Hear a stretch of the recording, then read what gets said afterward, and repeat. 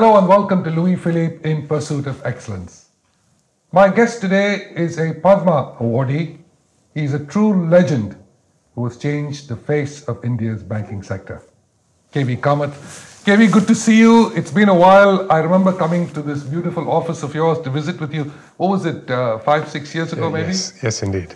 Welcome. Thank you very much. When looking at you, I very rarely, in India particularly, get to look up at people, We can see eye to eye. Yeah, exactly. Did you ever think as you were growing up that maybe sport should be your profession? Well, I used to play tennis, what you played, but I wasn't, anywhere near as good as you. So, I took that to heart and said, I may be better off, putting some more effort in studies. Something else. When you were growing up, you are from Mangalore originally and ended up doing an engineering degree. Did you have maybe some thought process as to which direction you really wanted to go? Coming from that generation, your parents molded your mind. My parents always wanted for me to study, for both of us, my brother and I, to study, and B, to be in family business. My dad had a small Mangalore roofing tile factory, and he expected me to run that, going forward. So I did my engineering, and during those days, I was an entrepreneur. I used to actually take 3 hours off in midday and drive down to the factory, look after it. So 4 years I did that. And then going on to the Indian Institute of Management to do my management studies, I think pushed me off track. But you grew up in an entrepreneurial environment. Is that something that you enjoyed at the time? I think at that point of time, you also saw the challenges that an entrepreneurial environment brought to a family. So, in the sense that things were just happening in India, it was difficult being an entrepreneur. And you could see what effort was required to make it work. So I think that also molded me later on in terms of how I looked at business. And when I decided to get to banking, I think that played a foundational role in my approach to a business. But when you went into a college and you were graduating through college and all of that, did you have the financial sector in mind? Not at all. No. I didn't have it in mind indeed when I did my engineering. When I went to business school, finance was, it's like, I loved the subject. So I took all available courses in finance. And you had to do one more subject. So I took all available courses in marketing. So I had both, in a way, specializations with me when I graduated. But I loved finance. And it so happened that one of my professors sent across my resume to this institution. And I think that's how I wandered in here, as it were. But as you were going through the financial studies, so to speak, or you were educating yourself in the financial sector, did you feel that your sort of entire life was going to be in banking? No, at that point of time, I didn't think in that way at all. I wasn't sure what outcome was going to in front of me when I graduated, whether I would go into consulting, whether I would go into business, or whether I would go into financial services. But one thing was very clear. I loved finance. I was fairly good at it. And so probably it was a natural fit. At that point in time, how did your parents feel about it? How did Dad feel about the fact that you're not going to take over the business? My dad, I think, felt a bit let down, as it were, because he had banged on me to come back. But then he had my brother, as a fallback. My brother is 7 years younger to me. So he indeed then ran that business and continues to run it with his children today. Now, obviously, the banking sector at the time when you joined is so much different than it is today. What were the challenges at that particular time? Actually, Vijay, it was a very enjoyable time. I think it was a huge learning curve for me. I had a great teacher. My first boss was a gentleman called S.S. Narkarni, who later on became chairman of ICICI, chairman of IDBI, and chairman of SEBI. One of the smartest brains that I have seen. And it was a pleasure learning under him. So I would think the first 4 or 5 years went in learning and then growing. So I first learned and then grew. So I was enjoying myself all the time. But as you joined this incredible institution, ICICI Bank at the time, the moving from one division to the other, was it a conscious move? Was it something that you felt that you had to learn all aspects of what the bank offered? Well, we were, a couple of us were the first lot of management trainees that this institution took on board. And they said that they would rotate us from function to multi-skill ourselves.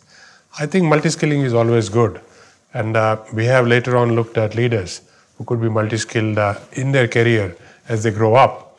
So I think that it was a learning curve, that initial period.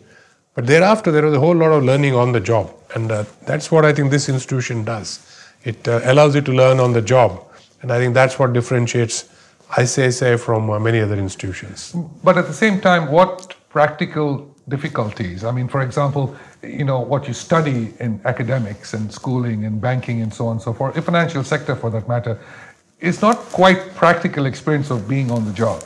I entirely agree. I think you very quickly, on day one, realize that you are completely inadequate in terms of what your degree has prepared you for.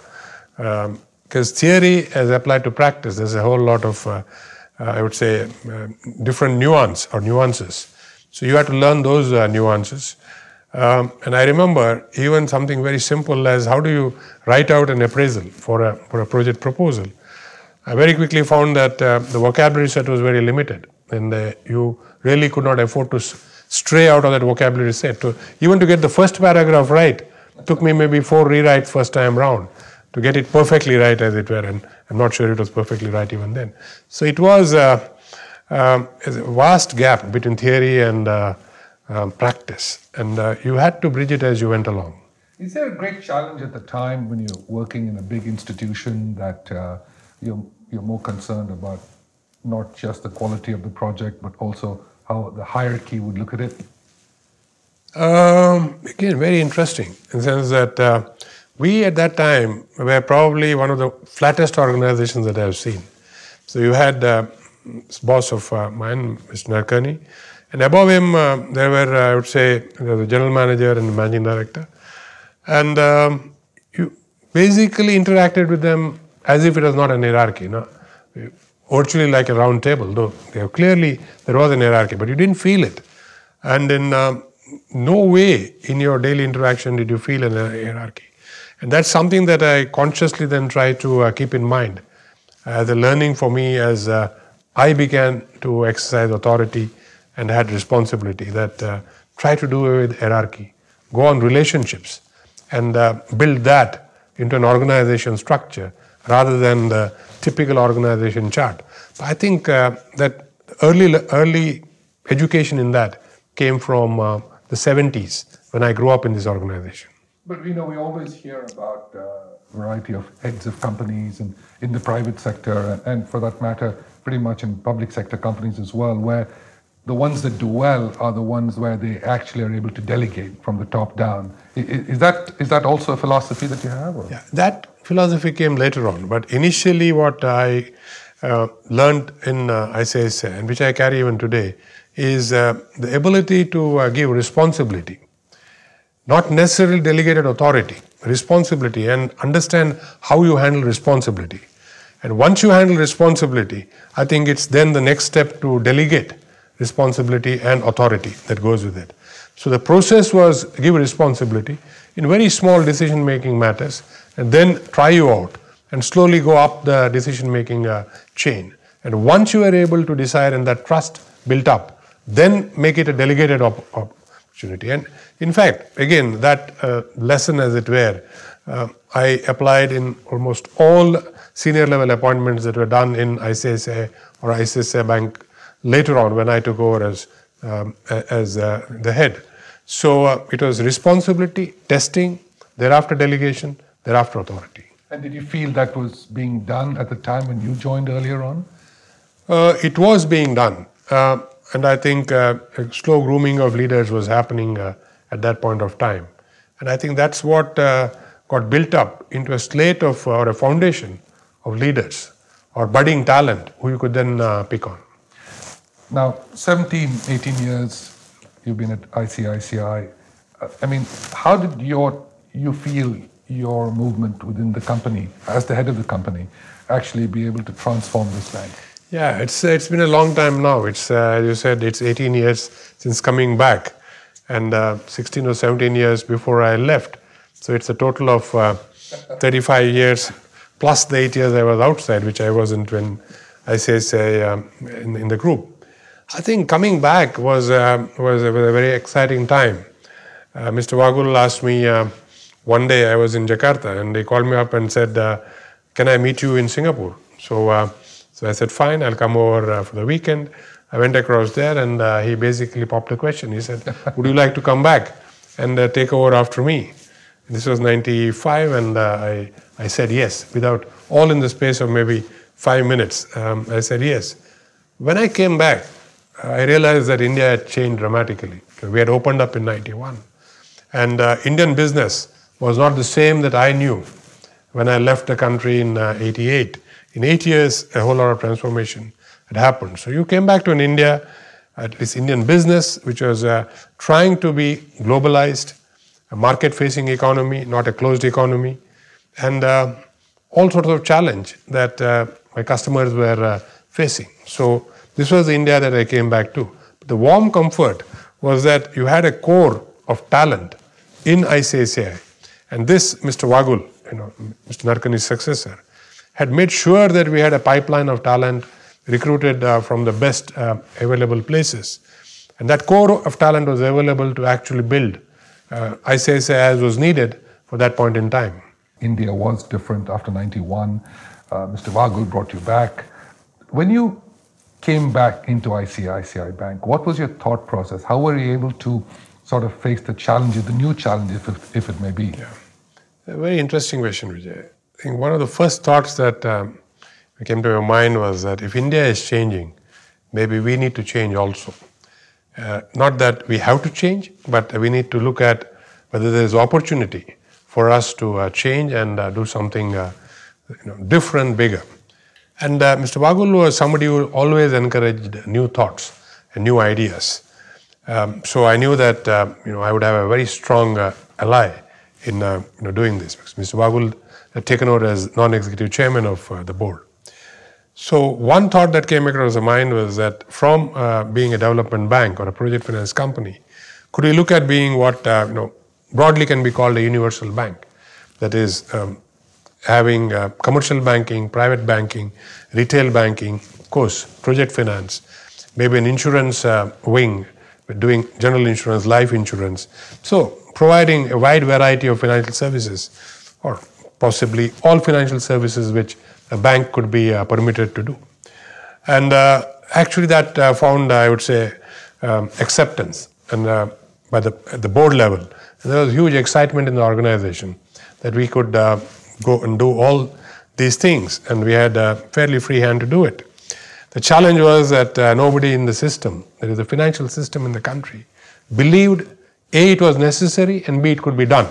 But sometimes that is the best position to be in, when everybody is skeptical. So we went about doing that, and that was the biggest excitement at that point in time. Now, the structural decisions that you made and the changes that you envisioned, how challenging was that to be able to actually implement? It was hugely challenging in the sense, even at that point of time, and particularly when you look back in retrospect, here we are, the corporate side is changing. We have no skill sets in any of these areas that we are talking of where we want to be in as a universal bank. We have very little capital.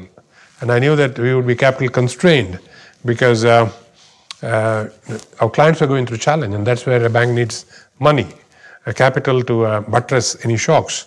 So you could have people challenge because you didn't have skill sets, you had financial challenge, and we also saw technology as a disruptor.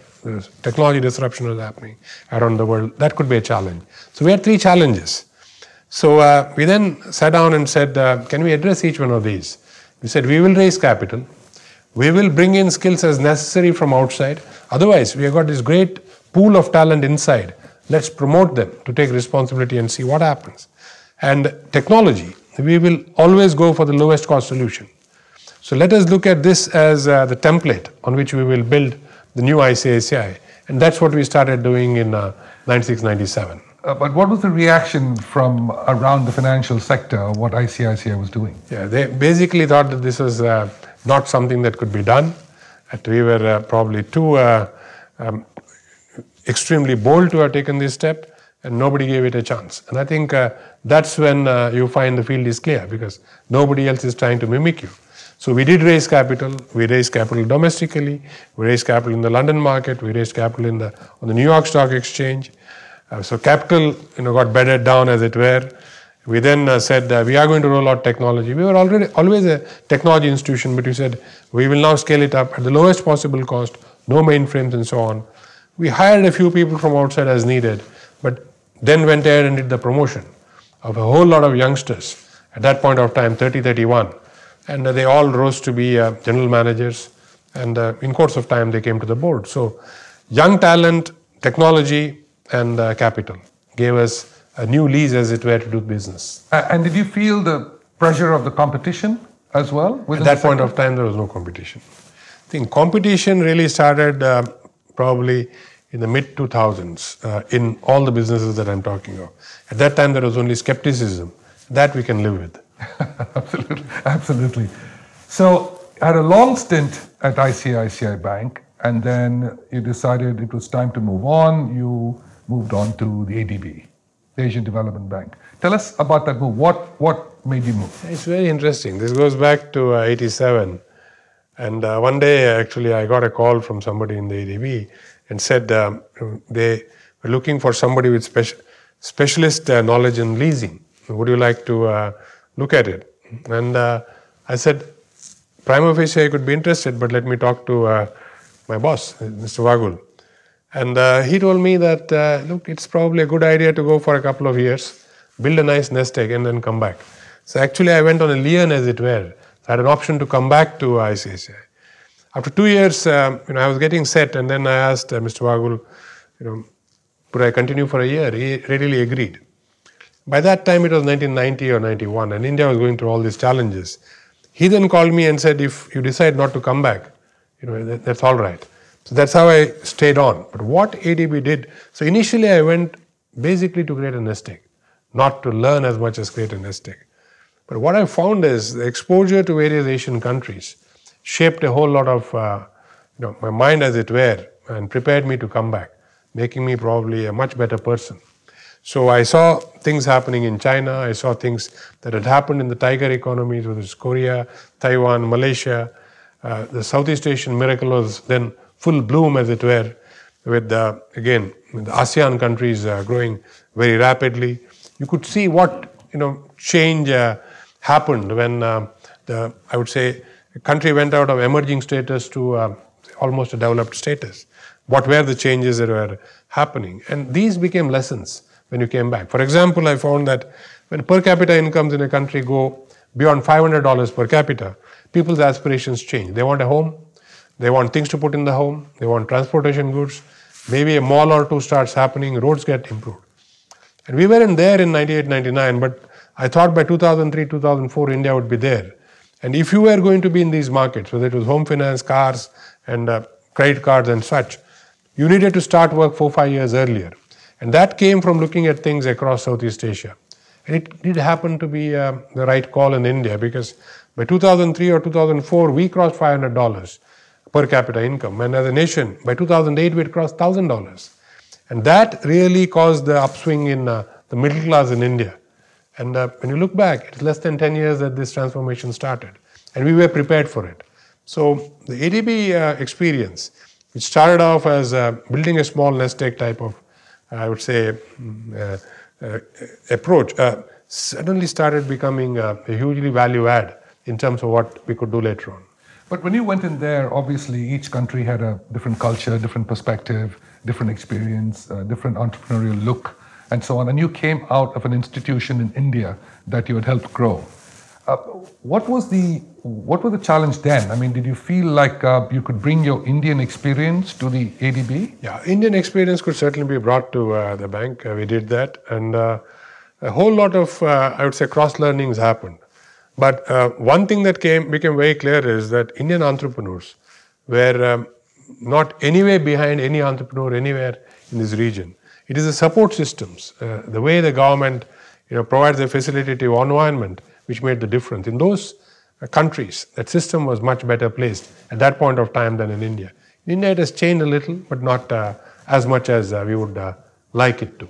Was the fact that we are a much larger country, the fact that we have so many more diverse cultures and diversity within the country, the states, the languages, the religions, the issues that we face socially in India, were they all challenges as far as India is concerned as opposed to the ASEAN countries? To some extent maybe, but not the predominant reason, that's for sure. The predominant reason was we adopted somewhere in the 50s managed economy concept, where the government had a predominant role in issuing licenses and so on and so forth. Whereas most of the ASEAN countries, I think, opened up probably in the early 70s, and the tiger economy is probably in the 60s. So they had taken the path of a market economy much earlier than us. China did that maybe 10, 12 years before us, and we did it in mid-90s or so. So I think that was the key reason why we appeared to be stuck a little bit, not so much the cultural factors. Yes, I think there are cultures which are much more, I would say, singular. We are a plural culture. There are advantages, there are disadvantages, but I don't think that made too much of a difference. Well, but even little things in India, we always feel credit cards, for example. People are still not quite comfortable using a credit card. They'd rather use cash. Or my parents' generation always rather use cash. Today, you pull out a credit card, Dad would always look at you saying, where's your money? So was that something that you'll have to overcome here? That was a huge challenge. Yeah. In fact, a whole lot of tales around that, even much more simpler things. We were trying to roll out ATMs in around 2000. We were rolling out ATMs because we just had, I think, about 100 branches and maybe 50 ATMs. And there were totally 100 ATMs in the country. And the bank, which at that time was a subsidiary of the parent, did not believe in the ATM at all. They said, no Indian will use the ATM. Exactly as you said. They use the credit card. And, it was like a struggle for me to say that, look, this is the future. This is going to change the way the customer is going to interact.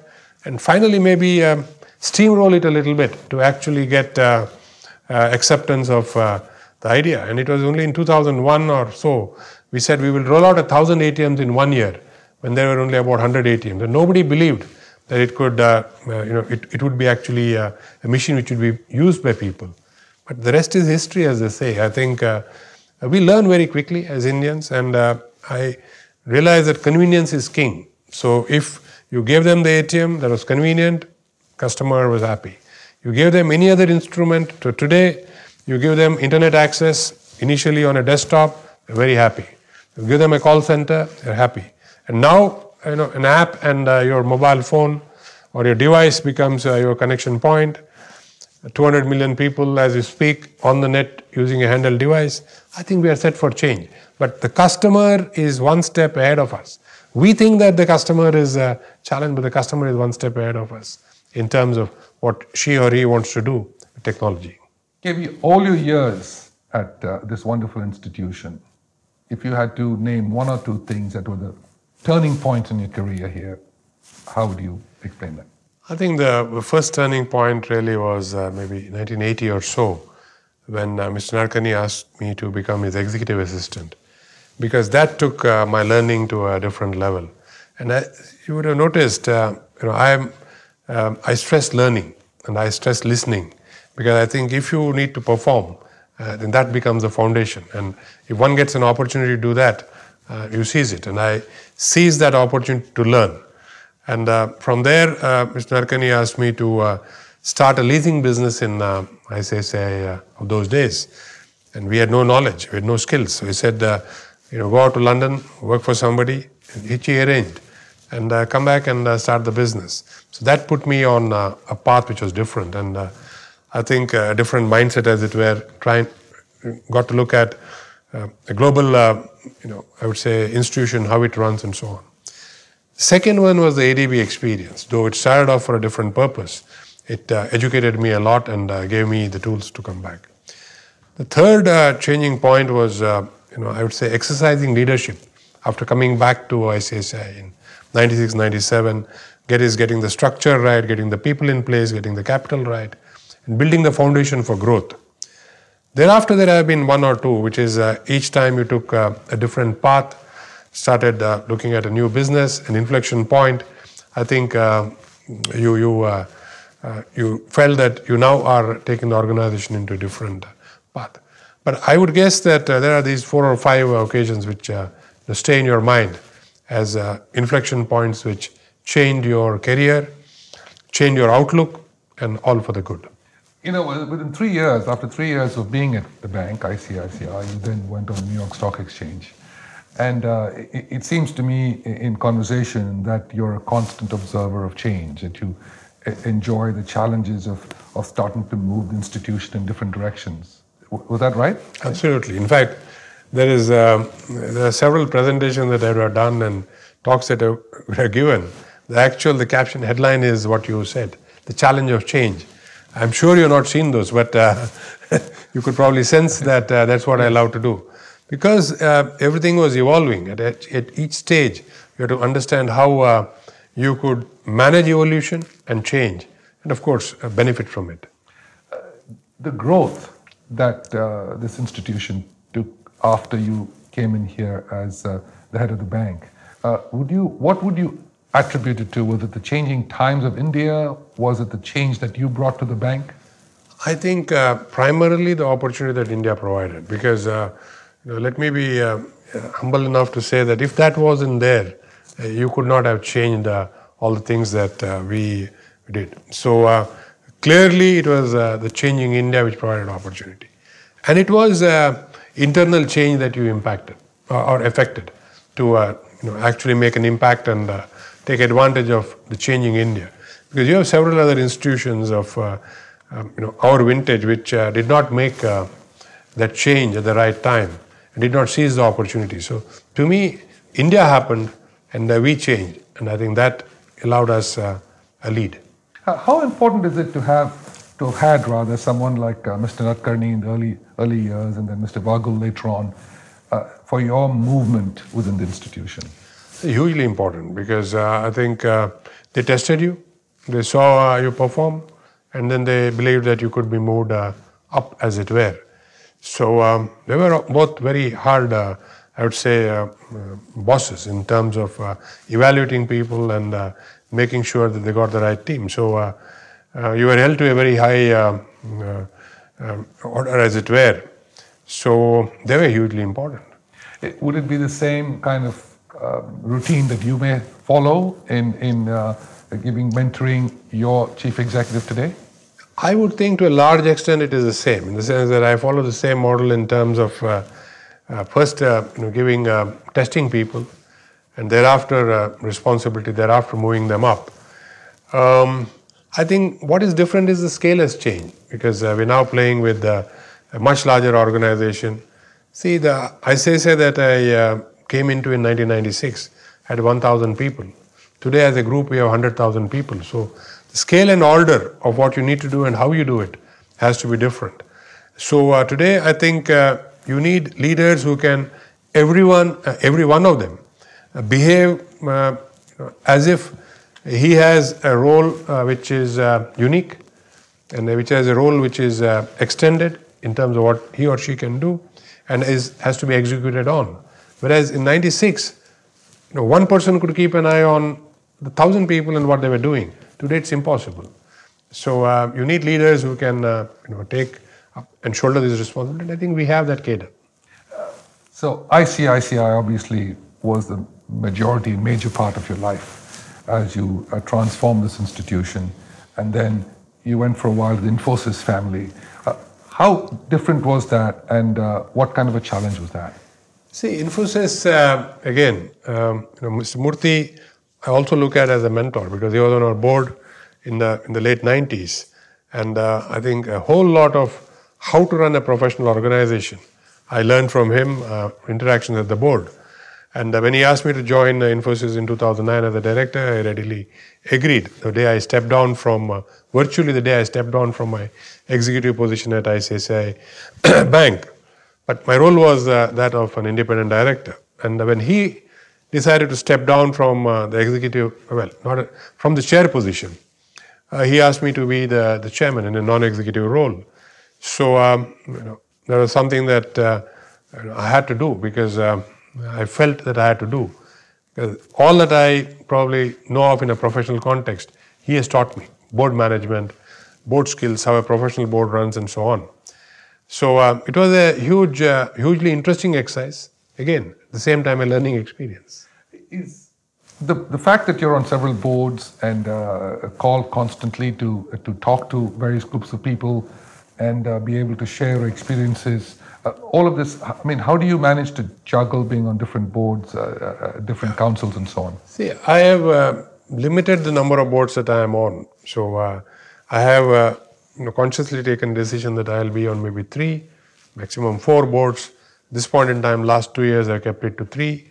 And I think that that calls for enormous energy because 1 month in the quarter goes entirely traveling to various board meetings. And these days, a board meeting would involve probably 2 to 3 days of work minimum because you need to read.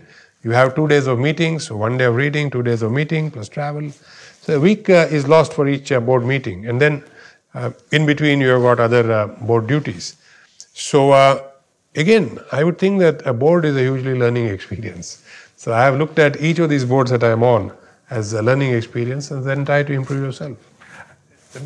But as you look back at your career when you first started in college and university and so on, and turned down your father's role for you to be an entrepreneur in the business, and then going into the banking sector, obviously there's been a great transformation both in your life as well as the country and the banking industry. What challenges do you see today that the industry faces as we move forward for the next decade? I think, frankly, Indian industry ought to be at the same sort of point that we were in '95, in the sense that there was policy change. As a consequence of that, certain things happened. There's now a relook at policy, but I'm sure it will be clarified in 2014 or 2015, giving Indian industry a new momentum, as it were. And if Indian industry gets that momentum, I'm reasonably sure it will, then the financial services industry, actually is a good cheerleader for business, whether it is large industry, whether it's retail, or so the financial services industry should grow. I think the regulatory framework is very robust in the country, the financial regulatory framework. The structure of the business is very, very sound, and it is broad-based. You have financial services firms in every line of business that needs to be there. So I guess that the industry is bound to do well, as Indian industry does well. And I think it's a question of 12 to 18 months. How would you term excellence in your field? How would you term the challenges that people need to face and the youngsters coming along in today's generation, and how would you induce them to join the sector as well? Yeah, I don't know, but when I say I don't know, what I mean is where to start. I think the start point is really your understanding of opportunity and where are the boundary conditions. So you have to dream that opportunity is there, the boundary conditions can always be pushed back, and as what people call blue sky strategy. It's blue out there and you have what opportunity happening. And indeed that's what's happening today in a wide variety of ways. And if your organization can think in that context and you provide the leadership to make that happen, I think you achieve. So for example, in our context, if I were to pick out one differentiator, I mentioned people, I mentioned capital, financial capital, all those things. But I would think that the key differentiator was technology. Because what has happened with technology in the last 20 years, I don't think it has happened in the history of humankind over all the millennia. So that much change took place in 20 years. And if we can't seize this change and actually use it to our advantage, whether in a personal context or in the context of our business, we would have failed.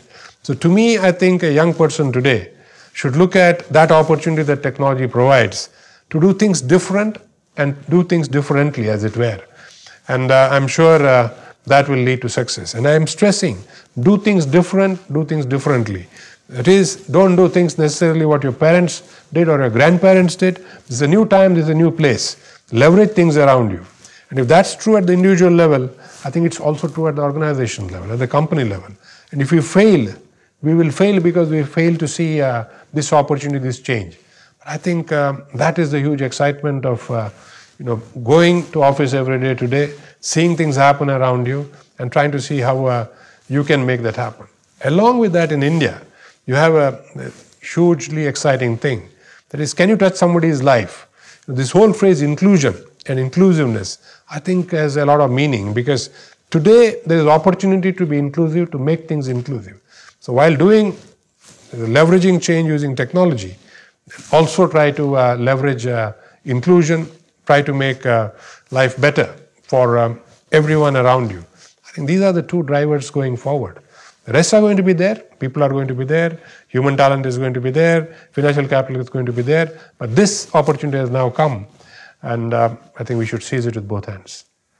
And finally, what would you say is left for KV in pursuit of excellence? I think for me, it is a learning journey. I started saying that I came into ICICI in 1971 and looked at it as a learning journey. It's still a learning journey. The excitement is that even today, I believe that at the end of the year, you're obsolete. And at times, you're obsolete during the middle of the year. But, can you take 10 days out and regenerate yourself, learn something different, learn things you don't know? I think that's the excitement. So, as long as that excitement happens and keeps going, I think I'm there. Thank you so much. Thank you. Wonderful talking to you. Thank you, Vijay. Thank you so much. All the best.